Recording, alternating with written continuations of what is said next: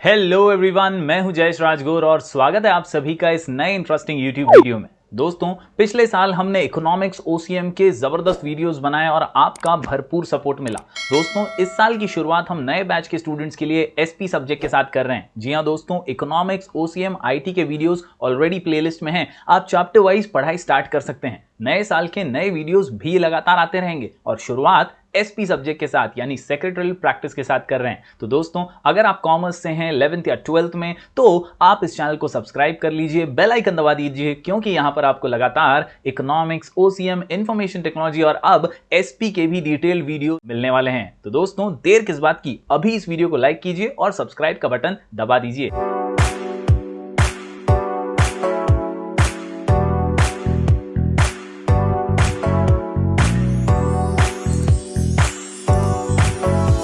तो दोस्तों, जब बात आती है एसपी सब्जेक्ट की, तो कई बार कई स्टूडेंट्स सिर्फ मैथ से बचने के लिए इसे चूज कर लेते हैं। लेकिन दोस्तों, ऐसा नहीं है। एसपी सब्जेक्ट बहुत नॉलेज ओरिएंटेड है और कहीं ना कहीं इस सब्जेक्ट के जरिए आपको shares, debentures, equity, preference shares, कहीं ना कहीं आपको stock market, share market, capital market जैसी कई जानकारियां ये सब्जेक्ट प्रोवाइड करवाता है। सेक्रेटरियल प्रैक्टिस एक ऐसा सब्जेक्ट है जो आपके परसेंटेज को बूस्ट करने में भी मदद प्रोवाइड करता है और इसीलिए दोस्तों, एसपी सब्जेक्ट से हम इस साल के नए बैच की शुरुआत कर रहे हैं। दोस्तों, जिन्होंने भी एसपी सब्जेक्ट लिया है उन तक इस वीडियो को जरूर पहुंचाइएगा। दोस्तों, आज हम स्टार्ट कर रहे हैं chapter number 1, introduction to corporate finance के साथ। दोस्तों, नाम में ही दो इंपॉर्टेंट शब्द छुपे हुए हैं, कॉर्पोरेट फाइनेंस, जहां पर आप समझ सकते हैं दोस्तों, बड़ी कंपनीज, जॉइंट स्टॉक कंपनीज के बारे में आपने 11th में सुना है। इन्हीं कंपनीज को हम कॉर्पोरेट हाउसेस कहते हैं और इन्हीं के फाइनेंस का हम इस चैप्टर में विवरण करने वाले हैं, उन्हें समझने वाले हैं। जी हां दोस्तों, कॉर्पोरेट फाइनेंस इज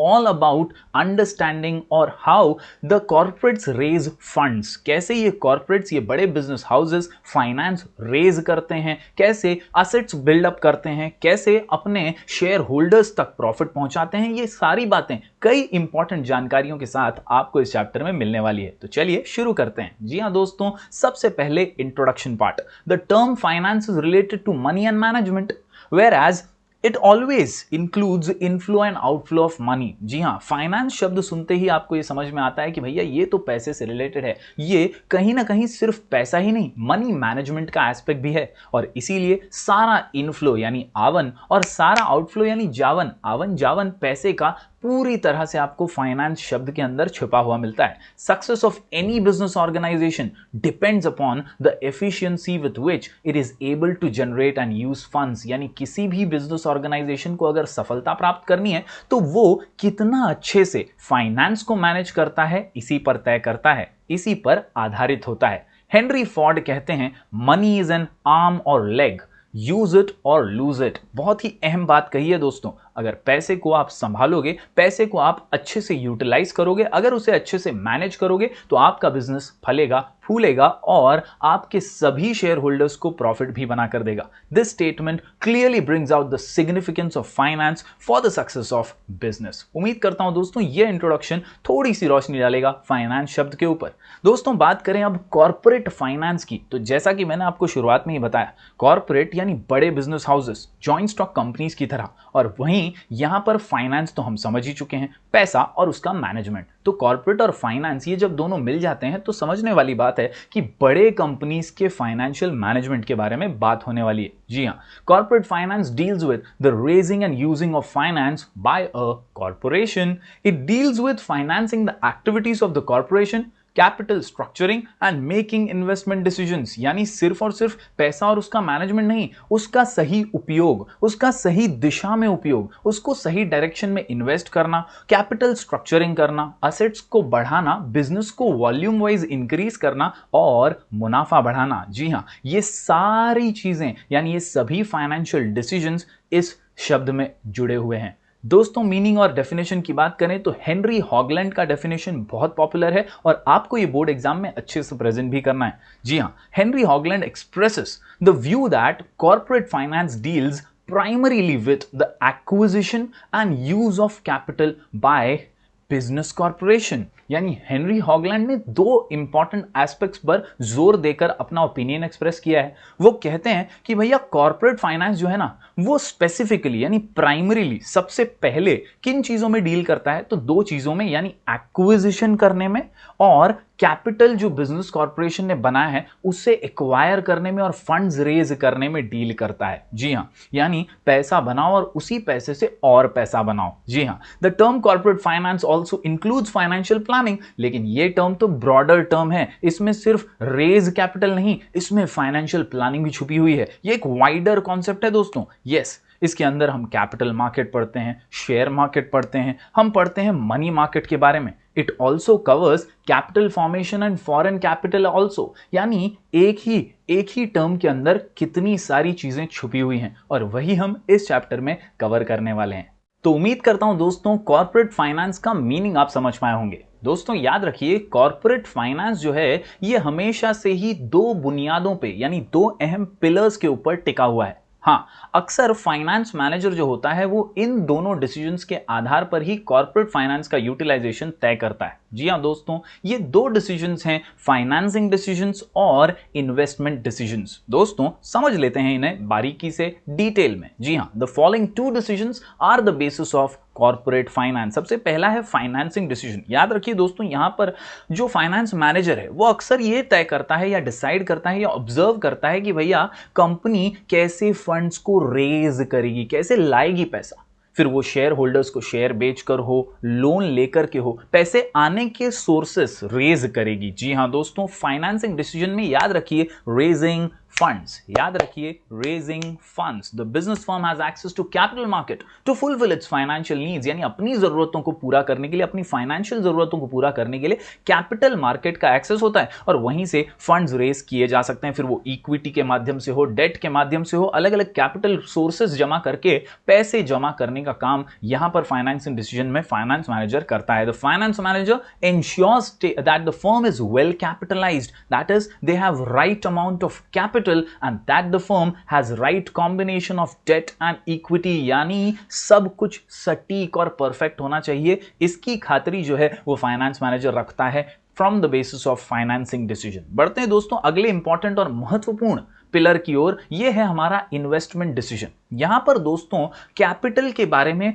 बारीकी से फाइनेंस मैनेजर सोचता है, समझता है। यहां पर वो ध्यान रखता है कि भैया पर्याप्त कॉस्ट ऑफ कैपिटल है भी या नहीं, और वो हो जाने के बाद वो ये तय करता है कि फर्म अब क्या डिप्लॉय कर सकता है, इन फंड्स को कहां यूटिलाइज किया जा सकता है, जिससे हमारे जो शेयर होल्डर्स हैं उनको ज्यादा रिटर्न्स मिल सके, उन्हें ज्यादा मुनाफा मिल सके, इंटरेस्ट मिल सके, डिविडेंड मिल सके, एक्सेट्रा। तो once the business firm has gained access to capital, the finance manager has to take decision regarding the use of funds, यानी पैसे आ गए, अब उसको यूज कैसे करना है बिना वेस्ट किए, ये सोचना इन्वेस्टमेंट डिसीजन में आता है। जी हाँ, in a systematic so that it will bring maximum return for its owners। तो उम्मीद करता हूं दोस्तों ये बेसिक पिलर्स जो हैं कॉर्पोरेट फाइनेंस के, ये भी आपके दिमाग में जा रहे होंगे। जी हां दोस्तों, फाइनेंस मैनेजर के दो इंपॉर्टेंट डिसीजंस, पहला फाइनेंसिंग डिसीजन और दूसरा इन्वेस्टमेंट डिसीजन। चलिए दोस्तों अब समझते हैं एक इंपॉर्टेंट आंसर बोर्ड एग्जाम के लिहाज से, जिसका नाम है इंपॉर्टेंस ऑफ कॉर्पोरेट फाइनेंस।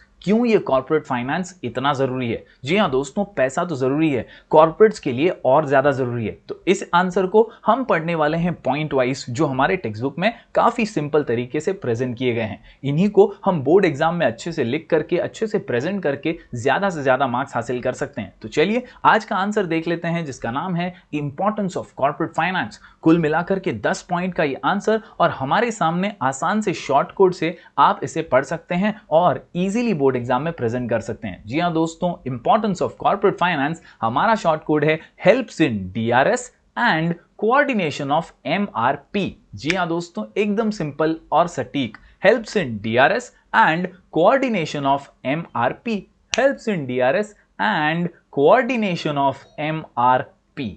तो दोस्तों ये helps in DRS and coordination of MRP है क्या? जी हां दोस्तों, पॉइंट वाइज समझने की कोशिश कीजिए। Helps in D for decision making, R से raising capital for a project, R से ही रिसर्च एंड डेवलपमेंट, एस से smooth running of business, DRS। इसके अलावा कोऑर्डिनेशन ऑफ एक्टिविटीज। इसके बाद MRP में याद रखिए manages risk, replaces old assets, और P से 3 पॉइंट्स है दोस्तों, promotes expansion and diversification, payment of dividend, और आखिर में पेमेंट ऑफ टैक्सेस। उम्मीद करता हूं दोस्तों ये पॉइंट्स आपके समझ में आ रहे होंगे। जरूर नोट डाउन कर लीजिएगा, लिख करके इसकी प्रैक्टिस कीजिएगा। अब चलिए बारीकी से हर पॉइंट को देख लेते हैं। दोस्तों 10 पॉइंट्स हैं, लेकिन काफी छोटे से, आराम से समझने लायक और इजीली आप इसे पढ़ पाएंगे। चलिए बारीकी से नजर डालते हैं। सबसे पहले हेल्प्स इन डिसीजन मेकिंग। जी हाँ दोस्तों, आपके पास पैसा है, कॉर्पोरेट फाइनेंस आपके पास आ चुका है, तो आप सही निर्णय ले पाएंगे, अच्छा निर्णय ले पाएंगे, डिसीजंस लेने की क्षमता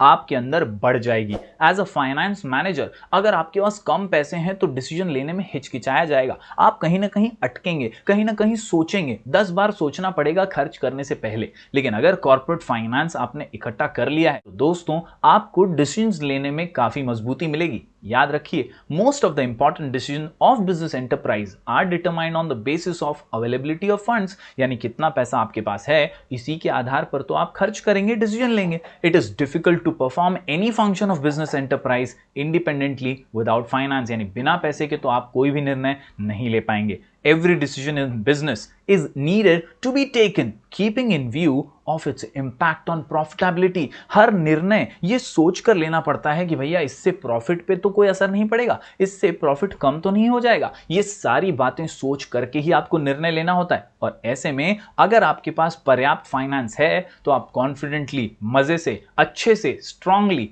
डिसीजंस ले पाएंगे। Thus corporate finance plays significant role in decision making। उम्मीद करता हूं दोस्तों पहला आसान सा पॉइंट आप समझ पाए होंगे, निर्णय लेने में मदद करता है। बढ़ते हैं दोस्तों दूसरे पॉइंट की ओर। DRS में R से raising capital for a project, यानी कंपनी अच्छी है, पहले से अच्छी चल रही थी, अब कोई नया प्रोजेक्ट डालने वाली है, कोई नया प्रोजेक्ट शुरू करने वाली है, ऐसे में उसे और कैपिटल की जरूरत पड़ेगी, और पैसे लगेंगे, और फाइनेंस लगेगा दोस्तों। और इस काम में कॉर्पोरेट फाइनेंस ही तो मदद करेगा, और इसीलिए इट इज इंपॉर्टेंट। याद रखिए क्वेश्चन का नाम है importance of corporate finance. Whenever a business firm wants to start a new venture, it needs to raise capital. Business firm can raise funds by issuing shares, debentures, bonds or even by taking loans from banks। यानी इन अलग अलग जरियों से वो raise कर सकते हैं capital एक particular project के लिए। बढ़ते हैं दोस्तों आगे। DRS में दूसरा R है रिसर्च एंड डेवलपमेंट। ये एक बहुत अहम पॉइंट है दोस्तों। कई बड़ी बड़ी कंपनियां रिसर्च पर बहुत पैसा खर्चा करती हैं। जी हाँ दोस्तों, किसी भी नई चीज को करने के लिए आपको प्रॉपर रिसर्च की जरूरत होती है। अगर आपको मार्केट में टिके रहना है तो नई नई चीजें तो करती रहनी पड़ेंगी, आपको नई चीजें लॉन्च करनी पड़ेगी। एज अ कॉर्पोरेट, एक बड़े बिजनेस हाउस के तौर पर आपको रिसर्च एंड डेवलपमेंट पे भी खर्च करना पड़ेगा, तभी तो आप नई टेक्नोलॉजी अपना पाएंगे, नई चीजें मार्केट में लॉन्च कर पाएंगे, नई चीजें लोगों को दे पाएंगे। और इसीलिए हर बड़ा कॉर्पोरेट हाउस रिसर्च और डेवलपमेंट में भी खर्चा करता है। और दोस्तों अगर आपके पास कॉर्पोरेट फाइनेंस है, आपने कैपिटल रेज किया है, तो आपके लिए रिसर्च और डेवलपमेंट करना आसान हो जाएगा। और इसीलिए इस आंसर में कहा गया है corporate finance helps in research and development। Many a time company has to upgrade its old product or develop a new product to attract the customers। For this, company has to conduct survey, market analysis, etc., which again requires financial support। यानी पैसा तो लगेगा ना boss, और ये जो पैसे हैं ये कॉर्पोरेट फाइनेंस होगा तभी तो आएंगे। यस, अगले पॉइंट की ओर जाते हैं दोस्तों। DRS में S for smooth running of business firm. Business को अच्छे से चलाना है, इस नाव को डूबने से बचाना है, तो याद रखिए पैसा होना जरूरी है। बिजनेस फर्म सही से नहीं चलेगा अगर फाइनेंस नहीं होगा, क्योंकि फाइनेंस तो बैकबोन है, रीढ़ की हड्डी है बिजनेस की। A smooth flow of corporate finance is needed so that salaries of employees are paid on time, loans are cleared on time, raw material is purchased whenever required. यानी इन सभी छोटी बड़ी जरूरतों को पूरा करने के लिए फाइनेंस तो लगेगा, और बिजनेस तभी ही स्मूथ रन पर कर पाएगा। यस, सेल्स प्रमोशन करना हो of existing products is carried out smoothly and new products can be launched effectively only if finance is there. अगर फाइनेंस मौजूद है तभी ये सारे खर्चे हम कर पाएंगे और बिजनेस को स्मूथली बिना रुकावटों के चला पाएंगे। तो उम्मीद करता हूं दोस्तों DRS आप समझ पाए होंगे। आसान से पॉइंट है, decision making, raising capital, research and development और स्मूथ रनिंग ऑफ बिजनेस। चलिए दोस्तों बढ़ते हैं आगे। Coordination of MRP। जी हाँ दोस्तों, कोऑर्डिनेशन बिटवीन वेरियस एक्टिविटीज, यानी तालमेल होना बहुत जरूरी है। जी हाँ, अगर तालमेल ही नहीं होगा, मिसमैच हो जाएगा और ऑर्गेनाइजेशन सही से चल नहीं पाएगा, कॉर्पोरेट जो है वो डगमगा जाएंगे। Corporate finance plays a significant role in control and coordination of all the activities in an organisation. जितनी भी एक्टिविटीज हैं, फिर वो प्रोडक्शन हो या डिस्ट्रीब्यूशन हो, हर एक्टिविटी में कोऑर्डिनेशन लाना है तो आपको पैसे की जरूरत पड़ेगी। जी हाँ दोस्तों, for example production will suffer if finance department does not provide adequate finance for the purchase of raw materials and meeting other day to day financial requirements for smooth running of production unit. यानी production वाले department को finance वाले department से time to time पैसे नहीं मिले raw materials खरीदने के लिए या ट्रांसपोर्टेशन वगैरह के लिए या किसी भी अन्य चीज के लिए, तो प्रोडक्शन यूनिट तो स्लो हो जाएगी, अटक जाएगा काम। ऐसे में कोऑर्डिनेशन टूट जाएगा और ऑर्गेनाइजेशन पीछे छूट जाएगा। याद रखिए दोस्तों, thus efficiency of every department depends upon the effective financial management। यानी अच्छा फाइनेंशियल मैनेजमेंट ही कोऑर्डिनेशन लाएगा बिटवीन वेरियस एक्टिविटीज। 100 बात की एक बात, कोऑर्डिनेशन लाएगा तो ही कॉर्पोरेट आगे बढ़ पाएगा। बढ़ते हैं दोस्तों आगे छठे पॉइंट की ओर। ये पॉइंट कहता है प्रमोट्स एक्सपांशन एंड डाइवर्सिफिकेशन। जी हाँ दोस्तों, याद रखिए कोऑर्डिनेशन बिटवीन वेरियस एक्टिविटीज के बाद पी से हम पढ़ रहे हैं प्रमोट्स एक्सपांशन एंड डाइवर्सिफिकेशन। जी हाँ दोस्तों, modern machines and modern techniques are required for expansion and diversification. Corporate finance provides money to purchase modern machines and technologies. याद रखिए दोस्तों, जब आपके पास पैसे होंगे तो आप एक्सपांशन की सोच पाएंगे, एक कंपनी के अलावा दूसरी कंपनी के बारे में सोच पाएंगे, कहीं ना कहीं डाइवर्सिफाई कर पाएंगे, जो प्रोडक्ट अभी बना रहे हैं उससे अलग कुछ बनाने की सोच पाएंगे। ये सब तभी मुमकिन होगा जब आपके पास फाइनेंस होगा। Modern machines and modern techniques are required for expansion and diversification. नई नई मशीनें खरीद पाएंगे,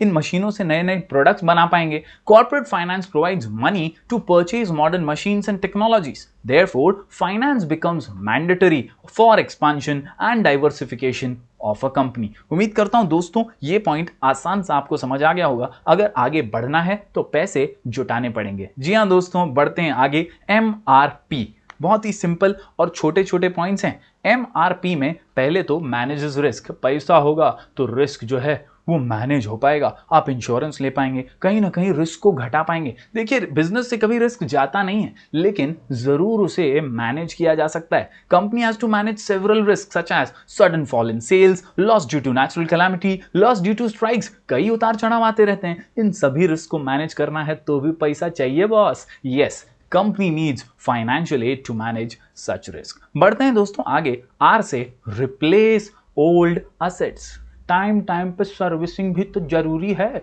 यस माय डियर स्टूडेंट्स, याद रखिए ओल्ड असेट्स को कभी ना कभी रिप्लेस करना पड़ेगा, नए असेट्स लाने पड़ेंगे। फिर वो फर्नीचर हो, मशीनरी हो, बदली तो करनी पड़ेगी, सर्विसिंग तो करनी पड़ेगी, नए लाने पड़ेंगे ना, और इसके लिए पैसा तो लगेगा। Yes, assets such as plant and machinery become old and outdated over the years. They have to be replaced by new assets. Simple है, इसके लिए भी पैसा लगेगा।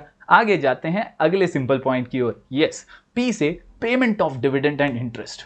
भाई पैसा उधार लिया है, आपने डेट रेज किया है, उसको चुकाना तो पड़ेगा ना। यस, उसे लौटाना तो पड़ेगा ना, और इसी को कहते हैं payment of dividend and interest. यानी आपके शेयर होल्डर्स को, आपके डिबेंचर होल्डर्स को, या आपने जिससे कर्जा लिया है उन क्रेडिटर्स को, उन बैंक वालों को पैसा चुकाना है। ये भी बहुत जरूरी है और वो तब हो पाएगा जब आपके पास कॉर्पोरेट फाइनेंस है। बढ़ते हैं दोस्तों आखिरी पॉइंट की ओर, payment of taxes and fees. जी हाँ, सरकार को टैक्स देना जरूरी है। कहीं ना कहीं अलग अलग फीस जो है इस काम में हमें भरनी पड़ती है। फिर वो आप प्रमोशन फीस कह लें, या कंसल्टेंसी फीस कह लें, या रजिस्ट्रार ऑफ कंपनीज की फीस कह लें, अलग अलग टाइप की फीस जो है वो आपको पे करनी पड़ती है, और वो भी तभी पे कर पाएंगे जब कांस्टेंट फ्लो ऑफ फाइनेंस है। यस, कंपनी हैज टू पे taxes to government such as income tax, goods and service tax and fees to registrar of companies on various occasion। यानी अलग अलग समय समय पर स्मूथ रनिंग ऑफ बिजनेस के लिए ये टैक्सेस और फीस भरना बहुत जरूरी है। तो उम्मीद करता हूं दोस्तों आप ये सारे पॉइंट्स समझ पाए होंगे। दोस्तों इस वीडियो को लाइक जरूर कीजिएगा, यहां तक देखने के बाद एक लाइक तो बनता है। दोस्तों इस वीडियो को ज्यादा से ज्यादा शेयर कीजिए, अपने सभी दोस्तों तक पहुंचाइए। हम मिलेंगे फिर एक बार कुछ और नए वीडियोस के साथ, तब तक के लिए do like, share and subscribe.